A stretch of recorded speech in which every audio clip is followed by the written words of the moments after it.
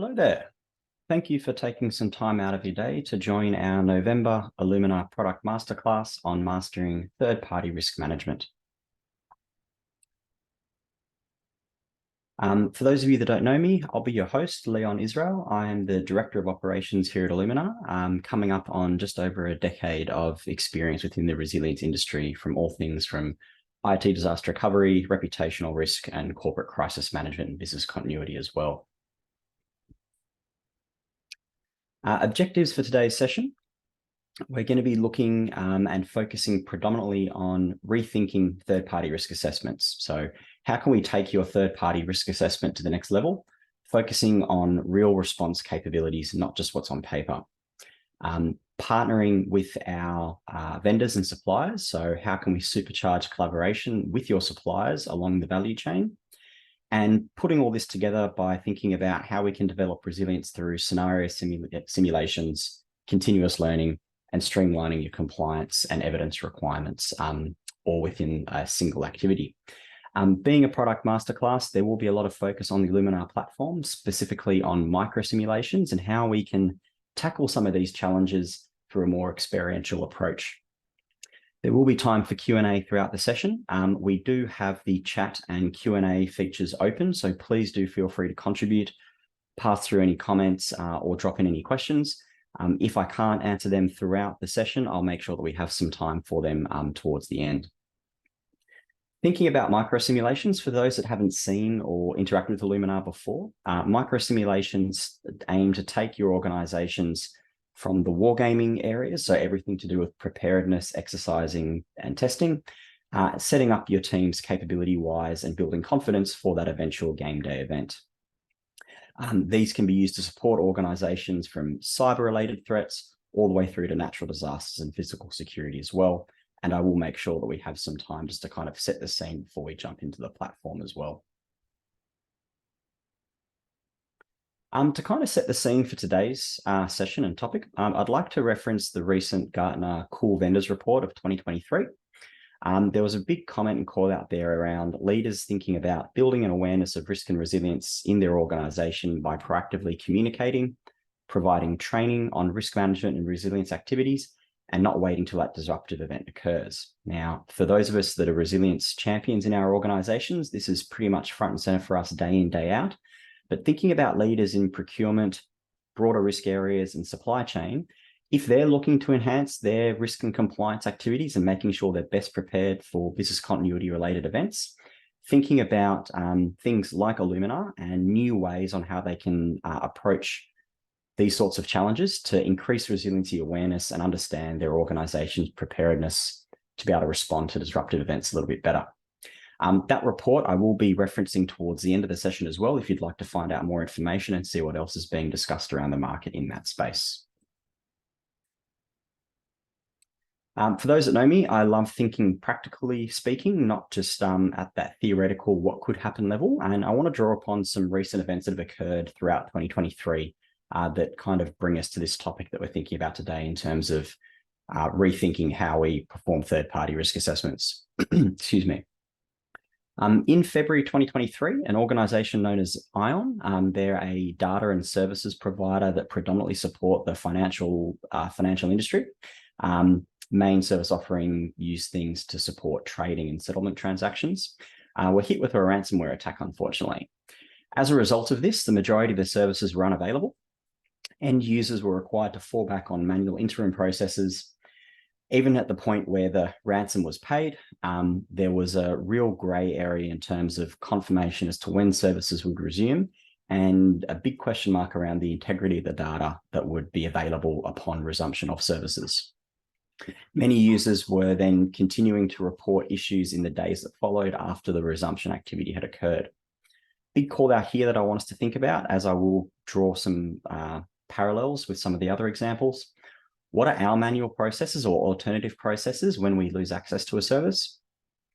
How long does it take to bring these alternative processes online? And how familiar are our teams with these across the organization? And how familiar are we and our response teams familiar with the stakeholders we need to engage with to effectively bring these online? Oracle Cerner was another one that occurred in April 2023. This is a healthcare services platform. Users were unable to access medical records across multiple locations, and the ultimate recovery and resumption processes were significantly delayed due to unforeseen issues in the restart process. Again, the ultimate result here for us as potentially a customer or customers of that situation can't access our data to perform our normal operations. So again, what are those alternative options we have available and how familiar are we with them? Taking it to a bit more catch-all approach, Microsoft 365 in June 2023. Initially, issues impacting Outlook were being reported across the world. Many users were reporting irregular and inconsistent behaviors amongst not just Outlook webmail, but also a variety of other Microsoft services as well. The impacts continued for over a day for many customers. There were updates being provided by the service owner, Microsoft, as the day and the situation unfolded. There were multiple reports of saying the situation's been resolved, only to have it resurface again over a 48-hour period. One thing to note here, and a challenge that's not uncommon, especially with large service providers, is minimal information as to the source and the depth of the issue. So the concern here again, our users can't access their business as usual tools, and we've got a gap in terms of actually understanding the intelligence of the situation to make effective decisions as it relates to our staff and our organization, and potentially our customers too. If my accent doesn't give it away, I'm joining you from Australia, and we actually had a situation yesterday here locally where one of our major telco providers was unavailable nationally for approximately 6 to 8 hours yesterday. So this impacted banks, government, defense, schools, and local businesses. Again, thinking about, okay, if we lose access to this key critical source to provide our business operations, what are our alternatives? How are we going to operate when we don't necessarily have access to that direct intelligence as to how long this is going to be impacting us for? So taking it down towards the opportunities, what are some of the opportunities to thrive on game day? So when we think about enhancing our supplier collaboration or making those effective decisions within our organization, do we have access to validated information and the impact? So how can we address this real-time intelligence question? Who are our stakeholders that we need to be engaging with for these situations? Excuse me. Above and beyond just, say, system owners that we might have marked from a procurement perspective, or that we have on a third party on a critical services register. Internally, system owners, technical support owners, but also business owners. So the leaders are the people that are actually using this to perform their functions, and having that channel towards the frontline staff that might be impacted.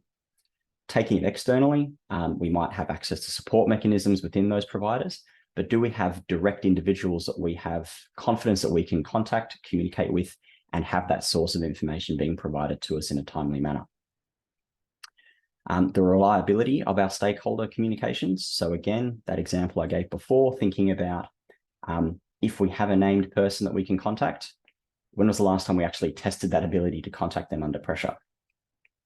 Knowing our playbook and procedures. So our alternative processes. Again, those of us in the resilience champion space, this is stuff we're thinking about day in, day out, but broadening it out to the rest of the organization. Who are the people we need to be engaging with? Do they understand the expectations we have from them? And do we understand their expectations from us in terms of supporting them to resume these operations across the organization? Micro simulations. So thinking about alternative ways to take our traditional third-party risk management approach of identifying systems, dependencies, and owners, but actually making this an experiential topic that we can interact with and explore and pressure test throughout the year on a more regular basis. For those that haven't come across microsimulations, iluminr microsimulations support an increased exposure to simulated risk situations, which you can pressure test across your policies, action plans, procedures, and overall organizational responsibilities. This provides you and your organization the ability to increase awareness, as well as stress test the approach to things like supply risk, resilience, compliance considerations, as well as overall business continuity capabilities. At iluminr, microsimulations are delivered through a specific feature, which we'll talk through in just a moment. But in terms of what's available when we say iluminr microsimulations, thinking about the variety of risks that we're thinking about, everything from ransomware and cybersecurity issues, data breaches, and so on, staff welfare, natural catastrophes, physical security situations are all readily available in our growing library of microsimulations. That's kind of the topic that helps pulls our participants into the scene of the situation we're dealing with at that point in time. They can then be carved up against the various phases of the response timeline that we want to deal with or pressure test. So thinking about, okay, ransomware, are we focusing on the initial assessment and activation phase? Who needs to be involved? How severe is this? What intelligence do we need to know? Moving all the way through to things like stakeholder communications, response and recovery actions, all the way through to points of simulated recovery as well. I mentioned before, for those that haven't seen iluminr or iluminr microsimulations, when we think about wargaming to game day, the ultimate goal at iluminr is to help organizations bring this resilience activity to life and build ultra high confidence across the entire organization in terms of when we're eventually hit with that game day disruption. Capabilities are front and center across the organization. People are familiar with interacting with tools they might not use all the time. And in terms of wargaming this effectively, we bring people into iluminr in that time of peace so that we're organically familiarizing themselves with their tools, procedures, and communication methods that are available to them. Microsimulations have a goal with that term micro. It shouldn't be any secret to anybody. We're going to try and achieve this interaction and this activity within a short time window. The ultimate goal here is to complement those big annual exercising activities we do across the year that most teams we're lucky to get maybe once or twice a year.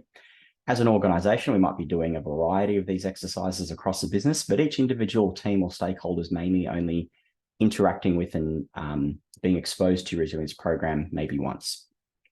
So to fill up that gap in time and make sure we're able to push that capability needle forward as the year progresses, microsimulations allow you to interact and engage with these people on a more regular basis.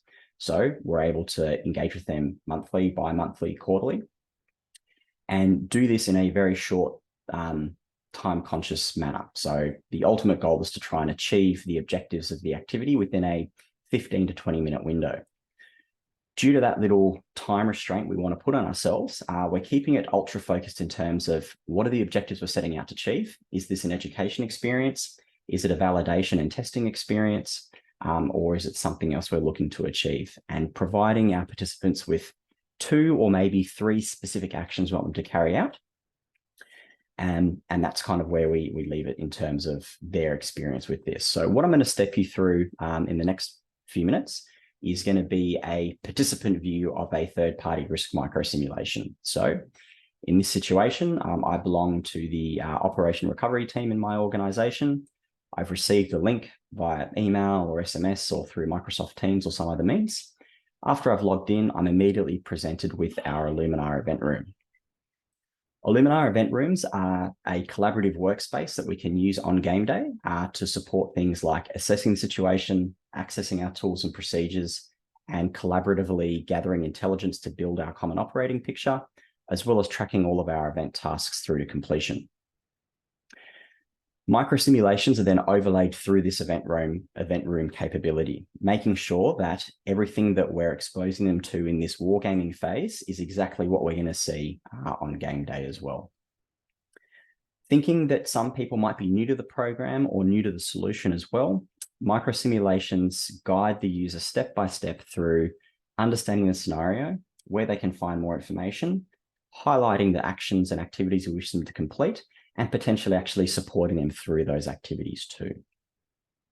So to kick us off, I'm going to start us off with the scenario that we've been presented with.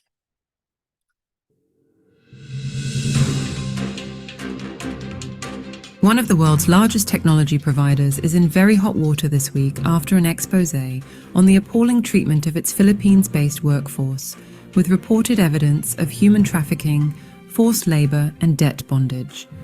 As a critical application used across both the public and private sector, a number of statements have already been released by CEOs that they will be looking to cut ties with the organization.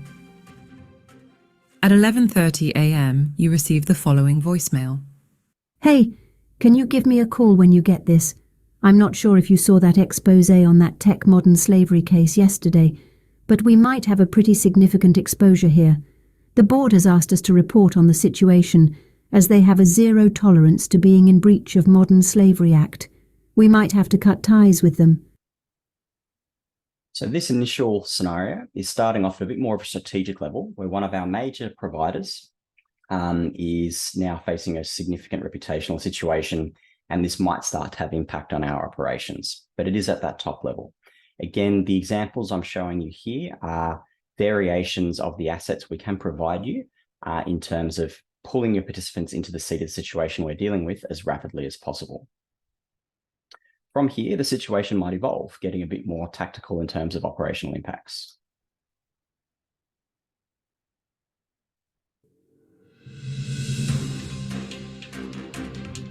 Things are going from bad to worse for one of the world's largest technology providers, who earlier this week were exposed for being in breach of modern slavery, now reporting as being subject to a complex and deliberate cyber attack, with hacktivist group Anonymous claiming responsibility.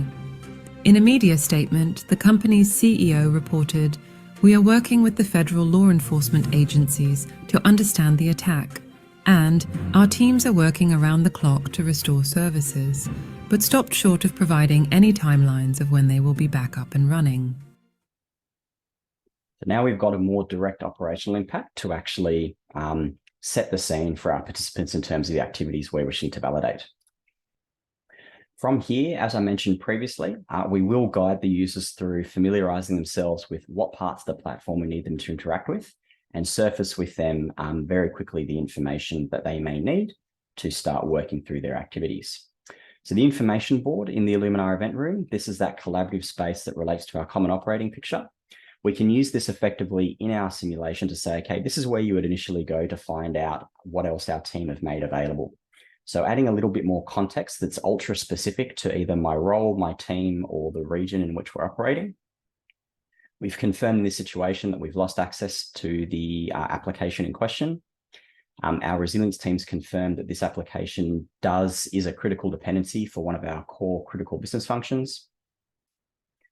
There aren't any confirmed reports at this stage of data being breached. So whilst they are going through a cyber-related situation at the vendor side, we haven't necessarily confirmed any data breach components that relate to us directly at this stage.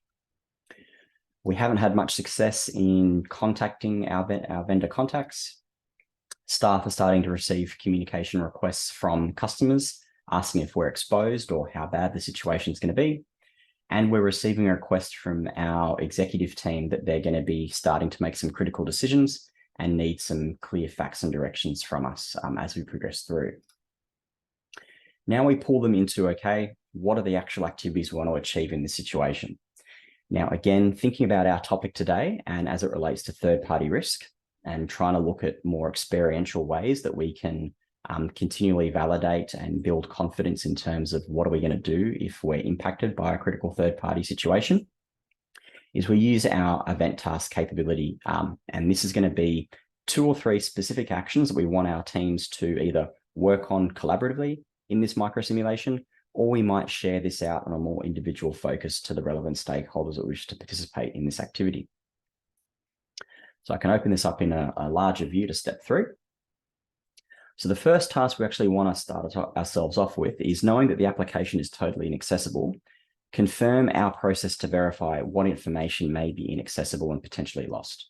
So starting to think about, okay, does our existing critical function register actually cover this? Does it actually have detailed information about what data, processes, and teams are going to be interacted with or impacted by this? But this is where I start thinking about, okay, that key internal stakeholder component. So we might have an IT owner who goes, I'm the guy that implemented the platform and I'm the support person, but I'm not the one that's necessarily interacting with it day in, day out. So who are the business leaders we need to interact with? Who are the senior or general managers or people leaders that actually have a bit more operational tactical experience to confirm what this actually means for us and how we're going to interact and confirm with them and communicate with them. Do we actually have their communication details on hand?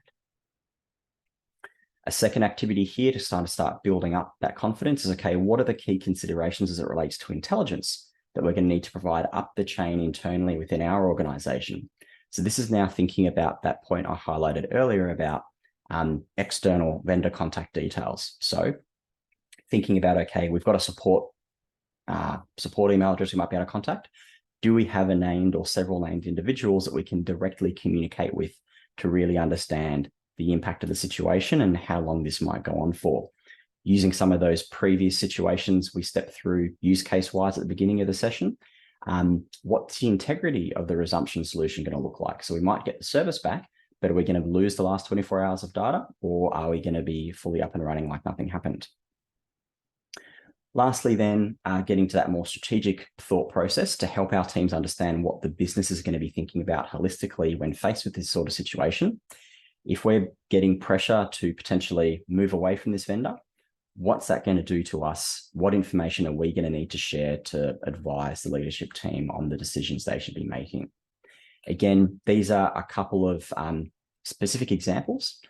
When we deploy microsimulations with you for your teams, our customer success team look at our library of tasks and activities and work with you to align that with the objectives you're looking to achieve in the specific microsimulation or in a program of microsimulations as well.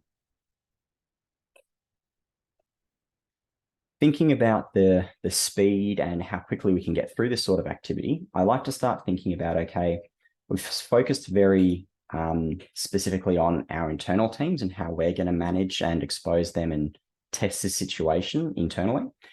How can we use this to engage with our suppliers? So thinking about the short time costs that we're putting through this and some of those specific actions around how we're going to validate the information that's potentially lost and what's the intelligence we're going to need, bring this micro simulation to your supplier review. You might do these things on a quarterly basis, half-yearly basis, or annual basis during review periods. If we're truly looking to embed resilience across all areas of our organization, not only third-party risk management, you can run this activity in this short time frame discussion style approach, capture the information directly. Not only have we now exercised a component of a critical supplier impact situation that might support compliance or regulatory requirements, we've also engaged and are starting to collaborate with our suppliers proactively.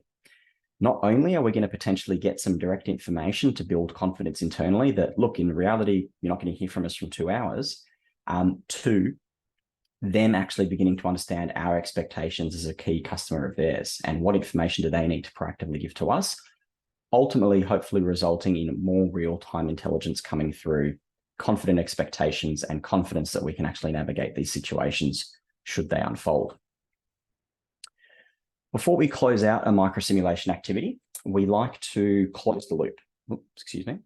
We like to close the loop on this situation, actually confirm, have we met these objectives? So we might have exercised and stepped through a specific series of actions, but how do we now actually confirm what our next steps are? This is where we introduce iluminr learning loops. Learning loops are embedded into the platform and are an information gathering tool or a feedback tool that allow you to pose very specific questions to your participants or to the collaborators of these reports to rate a specific question, provide an open text response, or potentially choose from a series of options in terms of how we think we fit or what we'd like to focus on in a future activity. This capability can be used for after-action reviews, developing situation reports, as well as thinking about feedback post a wargaming style training or testing activity. So in this sort of a situation, I'd be thinking about, okay, overall, every time I expose someone to our program, I want to know how confident they are with interacting with our tool. So I would say I'm pretty confident with this because I was guided through it. Now, open question to start thinking about the objectives we're looking to achieve. What some of the key learnings or observations I made at an individual level? And this is something that we can pose to each participant, and we aggregate the results together inherently in the platform for you. So for example, clearly identified internal stakeholders to communicate with, need to validate external stakeholder communication, vendor contacts. Again, specifically in this style situation, we're really wanting to understand how quickly we could get the right people on the phone and communicate with them effectively.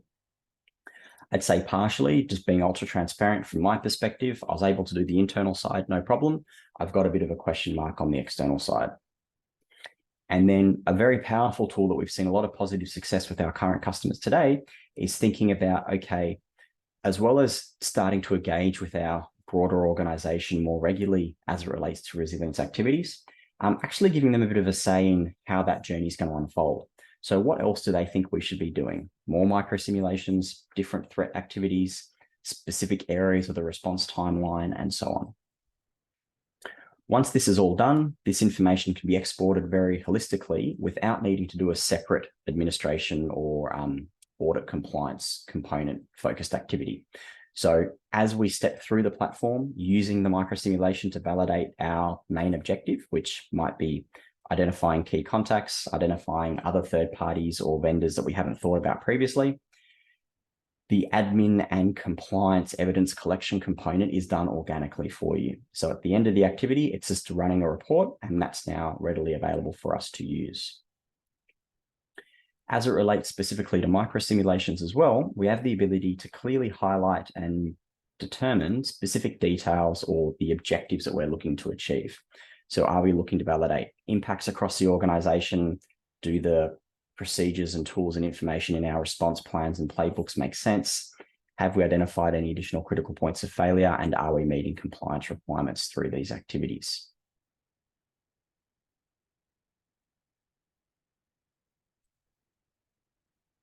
So again, just thinking about how microsimulations can help us do this. Through things like learning loops, we're able to capture feedback from the microsimulation and actually use this to drive our program forward. We have the ability to very simply report this up to our executive team, board, or even regulators if required. And these reports can demonstrate, and after we've completed this experiential activity, removing all the admin challenges and time-consuming activities that typically come out of post-exercising phases, we're able to very clearly demonstrate who participated, what threat we exercised, and what elements of the plan or resilience framework were exercised, and ultimately demonstrate our continuous journey of preparedness for these sorts of activities. If you or your leaders in procurement, risk, or supply chain are looking to enhance supplier risk, compliance, or business continuity processes to better understand your organization's preparedness for disruptive events, if you're already a customer, please reach out to your customer success manager or someone in our customer success team to learn more about the third-party risk microsimulations we can make available for you. If you're not already a customer, the QR code you see on your screen will allow you to book a time with one of our team to learn more about iluminr more broadly, as well as the microsimulation capabilities that we could provide to you and your organization. I did mention earlier in the session that iluminr, really excitingly, was named in part of the recent Gartner Cool Vendor 2023 report for sourcing and procurement.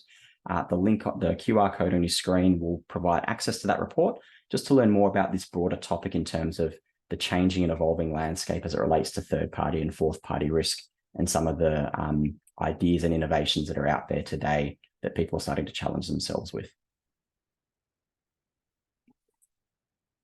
Thank you again for your time. I do want to be as respectful as possible to the middle of the day that a lot of you are facing with. So thank you. I hope you've taken something positive out of the session. And if you have any questions, please don't be afraid to drop something to the chat before you drop off. Or you can find myself and my colleagues on LinkedIn. And we really appreciate your time to think about something a little bit different on this Wednesday. Take care.